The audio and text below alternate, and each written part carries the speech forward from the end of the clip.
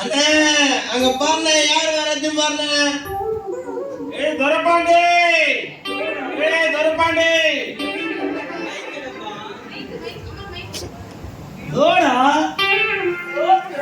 சோத்ரா சோத்ரா சோத்ரா. எங்க துரப்பாண்டி ஜப கூட்டத்துக்கு போயிட்டு வர மாதிரி தெரியுது. ஜபத்துக்கா போயிட்டு வரோம். பார்த்தா அப்படி தெரியலையாண்ணா என்ன பார்த்தா.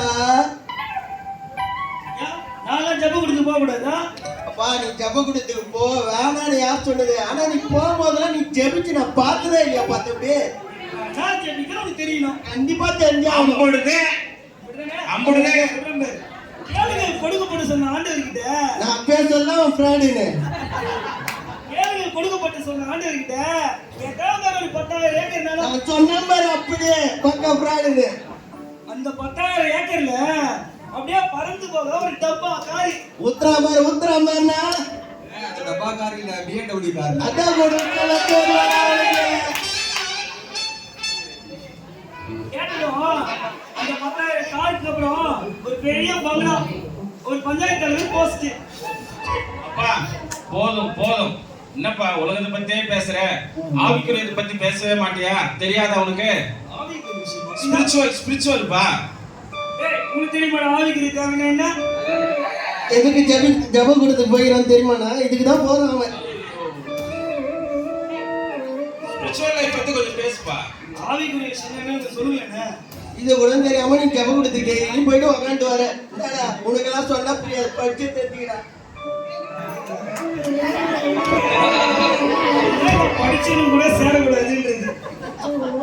டேய் அண்ணனே தான் தெரியல, கொஞ்சம் படிச்சு சொல்லுங்களேன்டா.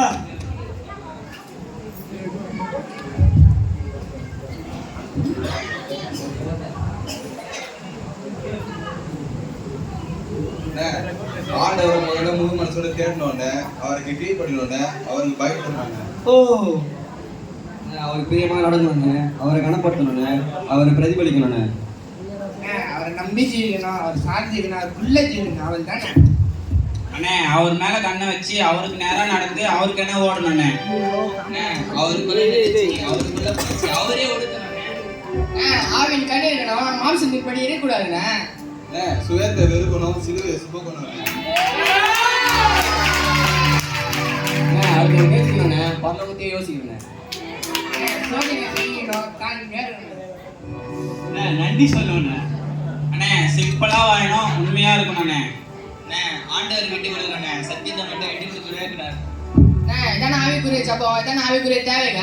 ஓ இதுதான் ஆவிக்குரிய தேவை, இதுதான் அன்றாட தேவை. ஆவிக்குரிய தேவையா? டேய் இதுதான் 2 வருஷமா இது தெரியாம 20 வருஷம் சர்ச்சுக்கு வந்திருக்காங்க.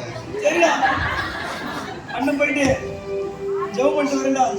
இவ்வளவு சொன்னீங்களே, இயேசுவை கேட்கணும்னு சொன்னீங்களேடா. நான் போய் ஆண்டவர்கிட்ட கேட்டேன்டா. ஆண்டவரே இது எத்தனாவது மனம் திரும்புதுன்னு தெரியல ஆண்டவரே. ஆண்டவரே நான் மனம் திரும்பிட்டேன் ஆண்டவரே. இனி அன்றாட தேவை ஆவிக்குரிய தேவை மட்டும்தான் ஆண்டவரே எனக்கு வேணும். நான் என்ன மறந்துட்டேன், நீங்க என்ன மறந்துடாதீங்க ஆண்டவரே. ஆமென். ஏய் அண்ணா மனம் திரும்பிட்டேன்டா. ஏய் அண்ணா மனம் திரும்பிட்டேன்டா. நான் அப்புறம் தானா அப்புறம் என்ன பாட்டுதான்.